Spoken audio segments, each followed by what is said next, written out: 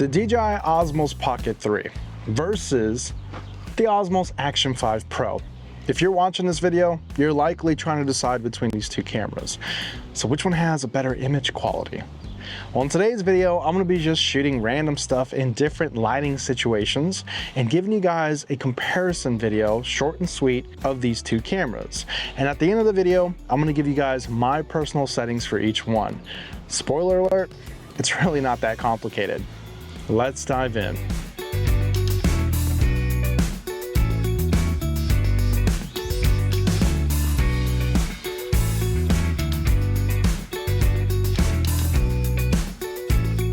Okay, so let's talk about this video a little bit more, and you guys are gonna have to excuse me because I'm actually at the original park that I shot my original video on, and there's actually a Little League baseball game going on, so there's gonna be some noise. But I think this video is actually gonna be pretty darn good. So let's talk about just how popular these two cameras are. I'm not necessarily surprised that they're popular because they're both fantastic cameras. I'm just really surprised that they're being compared to one another. In my original video, I did talk about how they're both very different cameras. They both have their advantages and disadvantages. But I also talked about how if you could own both of them, that was your best option because these two cameras really do complement each other. Now, with that being said, if I could only pick one, in that video I did say that I would go with the DJI Pocket 3. And if you're wondering why, go check out my original review, and of course I will put a link to that video in the description of this video in case you're curious. Let's go shoot some test footage.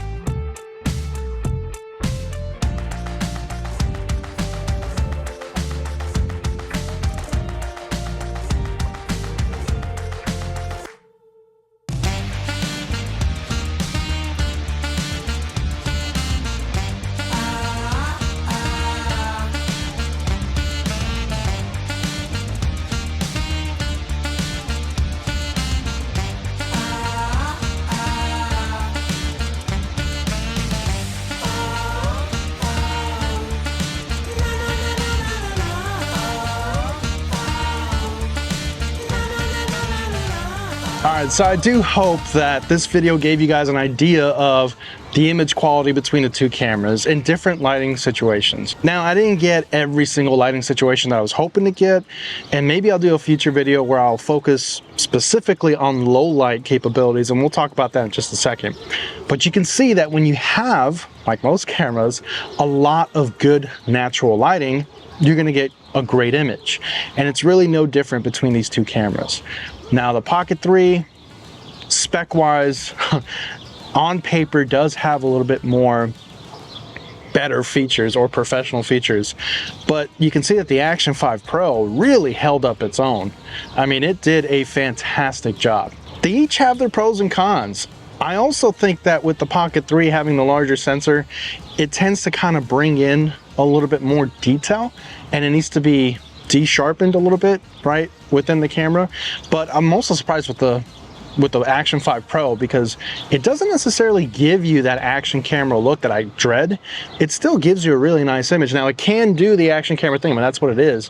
But just for like a talking head right now, comparing the two, it's not bad. It's pretty darn good. I do like the colors out of the Action 5 Pro. It is the newer camera. I think maybe DJI kind of honed in a little bit and got the secret sauce figured out a little bit more. Sometimes the Osmo Pocket 3, at least to me, feels like it's oversaturated, like way too saturated. And I'm using the correct LUTs for both of them, right? And spoiler alert, the LUTs don't really have that big of a difference. They're pretty much identical. Shadow detail and highlights and all that stuff are pretty much the same. I would give a slight edge to the Pocket 3. It seems to be handling highlights a little bit better, clouds and things like that. As far as shadows go, I mean, they're both okay and good for what they are, but you're not going to be like winning an Academy Award or anything like that. For travel vlogging, action camera stuff, B-roll footage, behind the scenes footage, family memories, family events, a companion camera, either one of these is going to be a really good choice. It really comes down to, do you need it to be really rugged like the Action 5 Pro is, or do you want something that has a built-in gimbal, mechanical gimbal? Do you need it to be waterproof again like the Action 5 Pro is, and so forth. So now let's talk about low light. There's definitely some low light noise reduction happening between these two cameras or inside of these cameras. The Pocket 3 on paper again should be letting in a little bit more low light, and that's exactly what I see. It's slightly better in the low light category.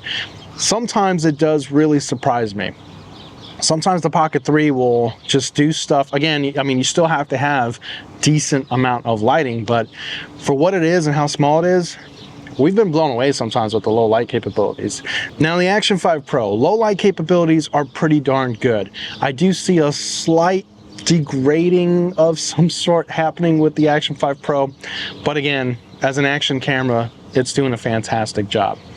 So I'm sure you guys are wondering about my settings.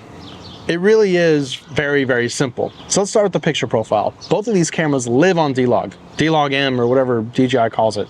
I want the most amount of detail possible and the most amount of colors possible to give me flexibility in post. Now, D-Log M is not the same as like C-Log or S-Log or whatever, Log 2, Log 3, whatever you want to call it. But it's still better than the regular picture profile, in my opinion. I do keep things on manual mode. For the Pocket 3, I have ND filters, and for the Action 5 Pro, I bought some ND filters as well. As far as like controlling the manual settings, what I like to do is for shutter speed, I'll equate that to whatever it is that I'm shooting for that day as far as like the frame rates. Now for this particular video, I was shooting at 4K, 48 frames per second for both cameras. So I put the shutter for both cameras at 1/100, or you can do 1/80 depending on what you want, if you want a little bit more low light. But you always want to double whatever your frame rates are and try to get your shutter to be that. That gives me a lot of flexibility because now I can slow things down and post and so forth for that slow motion effect. Now as far as the ISO is concerned, ISO for both of these is actually sort of manual, sort of automatic. I trust the camera enough to keep it on auto from 100 ISO to 1600. I found that the cameras do a fantastic job of maintaining the ISO for me to get that low light quality that I need, but I also realized from experience that anything over 1600 is totally garbage and useless, and unless you're really rocking your lighting settings, which I don't know why you would go above 1600, it's just not worth it. And that is basically it for me. If you guys enjoyed this video, please consider subscribing and joining our channel memberships, and I will catch you guys on the next one. Take care, everybody.